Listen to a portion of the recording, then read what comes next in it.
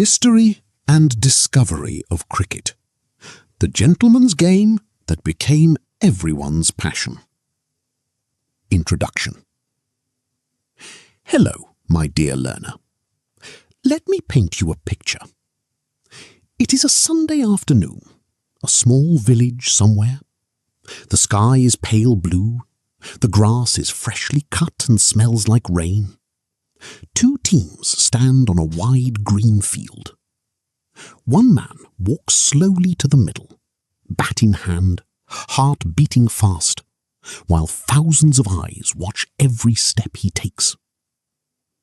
And somewhere in that crowd, a child is watching. A small child with big eyes, who has never held a bat, who cannot yet explain the rules, but who feels something in that moment that will stay inside them for the rest of their life. The feeling that one person, standing alone in the middle of a vast field, can face anything, can be brave, can change everything with one swing. That feeling, that beautiful, terrifying, electric feeling, is cricket. Today, I am going to tell you the story of the most poetic, most dramatic, most deeply human sport ever invented. A game that started with children in an English village and grew into a passion shared by over 2.5 billion people across the world. But this story is not about runs and wickets. It is about patience, about dignity, about standing tall under pressure, and about what happens when a game meant for the powerful is taken over by the people who had nothing and made into something extraordinary. This story is yours. Let us begin. Part 1. Children, Sheep, and a Wooden Stick. The story of cricket begins not in a grand stadium, not with kings or champions, but with children. In the green fields of Kent and Sussex in southeastern England, sometime in the early 1300s, young shepherds had a problem.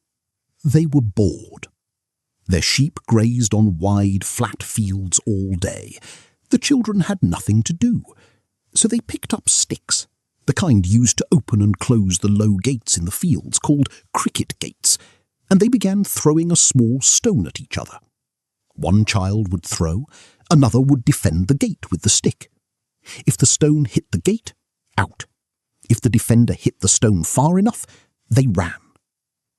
That simple, bored, playful moment in a muddy English field was the first cricket match in history. No stadium, no uniform, no crowd. Just children inventing joy from nothing. The first written record of cricket appeared in 1598, a court case describing boys playing cricket in Surrey, England. By the 1700s, adults had taken over the game. Rules were written, bets were placed, and cricket slowly transformed from a children's game into a national obsession. Lesson 1. The greatest things in life begin with play. Not with a plan, not with ambition, not with a grand design, but with a child who is bored and creative and unafraid to try something new. When did you last allow yourself to simply play? Part 2. The gentleman's game and its dark secret. By the 1700s, cricket had become the sport of English gentlemen, rich landowners, lords, members of Parliament. They played in white clothes on perfectly manicured grounds. They shook hands. They applauded politely. They called themselves the guardians of fair play and sportsmanship.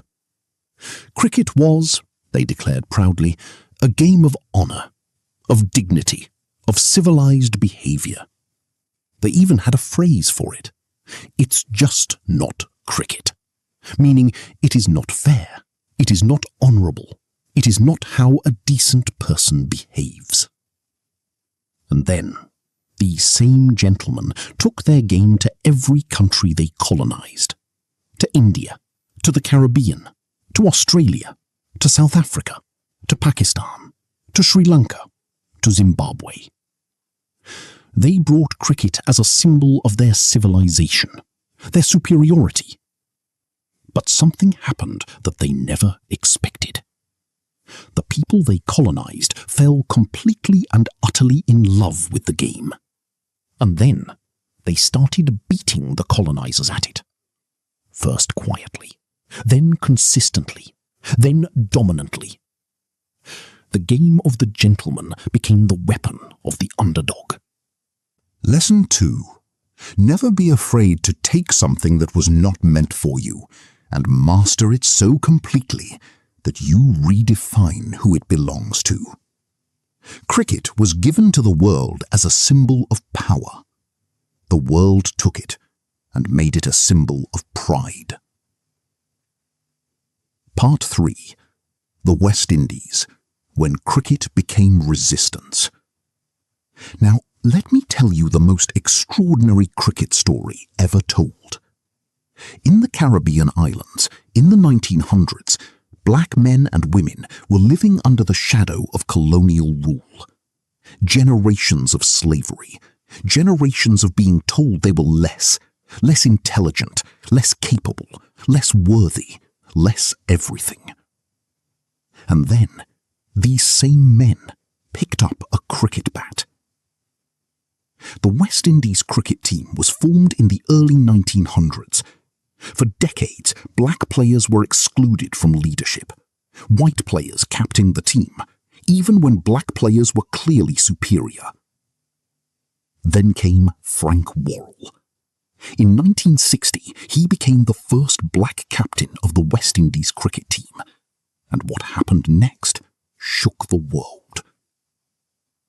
Under Worrell, the West Indies played a series against Australia that was so thrilling, so brilliant, so full of dignity and excellence, that the people of Australia lined the streets of Melbourne, 500,000 people, to wave goodbye to the West Indies team as they left.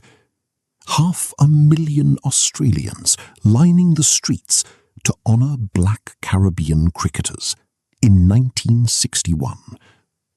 Cricket did what politicians had not managed to do. It made people see each other as human beings through the language of excellence and grace under pressure. Lesson 3. Excellence is the most powerful answer to prejudice. You do not need to argue with people who underestimate you. You need to perform so beautifully, so consistently, so brilliantly, that the world cannot look away. Part 4. Sachin Tendulkar, A Billion Dreams on Two Shoulders. No story of cricket is complete without speaking his name. Sachin Tendulkar. Born in Mumbai, India in 1973, a small, quiet boy who loved cricket so completely that he would practice for hours after everyone else had gone home. His coach, the legendary Ramakant Achrekar, would place a 1 rupee coin on the top of the stumps. If a bowler got Sachin out, they kept the coin. If Sachin batted through the entire session without getting out, the coin was his. Sachin collected those coins, each one a small lesson in concentration, in patience, in refusing to give up. He made his international debut at 16 years old. For the next 24 years, he played for India. Through victories and defeats, through injuries and criticism, through the impossible weight of carrying the hopes of 1 billion people every time he walked to that crease. He scored 100 international centuries, a record no one has come close to matching. But his greatest achievement was not statistical. It was the fact that in a country of enormous diversity, 1 billion people with different languages, different religions, different everything, all became one every time Sachin batted. Cricket gave India a shared heartbeat. Lesson 4. When you commit to something with your whole self for long enough, you stop representing just yourself. You become something bigger, something that unites people who have nothing else in common. That is the power of complete dedication. Part 5. Cricket Today and the Field Inside You. Today, cricket is the second most popular sport in the world, played in over 100 countries, watched by 2.5 billion people. The Indian Premier League, the most glamorous cricket competition on earth, generates billions of dollars and is watched by hundreds of millions every season. But here is what makes cricket truly unique among all sports. Cricket is slow. A test match lasts 5 full days. 5 days of strategy, patience, endurance, and mental strength. In a world that wants everything instantly, in 30 seconds, cricket says, wait, watch, be patient.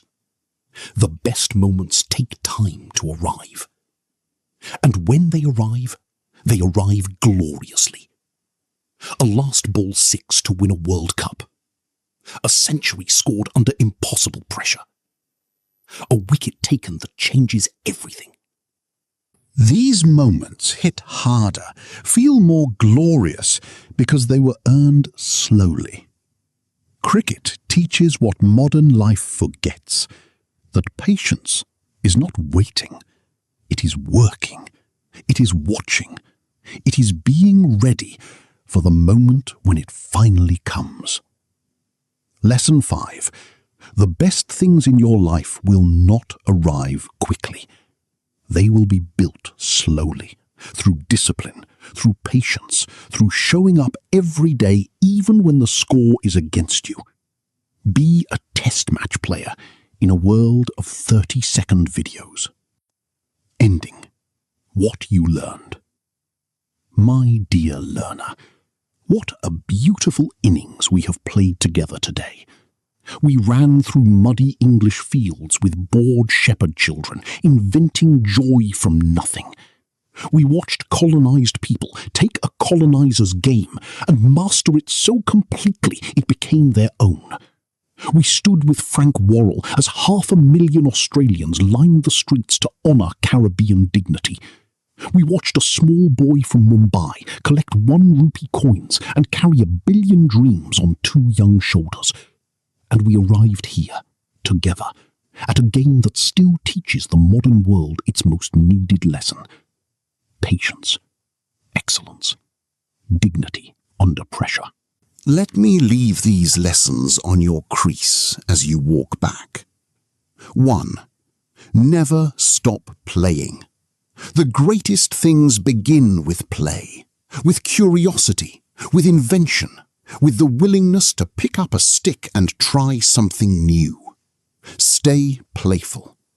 It is not childish, it is creative. 2. Master what was not meant for you. Cricket was not given to the Caribbean, to India, to Pakistan, to Sri Lanka as a gift. They took it, they mastered it, they made it theirs. Whatever tools, opportunities, or languages surround you, take them, master them, make them yours. 3. Answer prejudice with excellence. You will meet people who underestimate you, who overlook you, who decide before knowing you what you are capable of. Your response is not argument, it is performance. Let your work speak so loudly they cannot pretend not to hear. 4. Dedicate yourself completely to something. Sachin did not become Sachin in a day. He became Sachin in 24 years of complete, unbroken devotion. Pick one thing. Give it everything. Long enough and deeply enough, and you will become something larger than yourself. 5. Be patient with your own journey. You are not a 30-second video. You are a test match. Long, complex, full of quiet chapters that build towards something extraordinary. Do not judge your story by a single bad over. The match is not over. Keep batting. Thank you. Thank you so sincerely for your time, your ears, your open and growing mind. You are learning English, and some days the words feel like a fast bowler coming straight at you, too quick, too sharp, too much, and you want to step back, walk away, give the wicket up. Don't. Watch the ball, move your feet, trust your preparation, and play. Because the innings of your life is still in progress, and the most beautiful shots are still ahead of you. I will be here with another story whenever you are ready.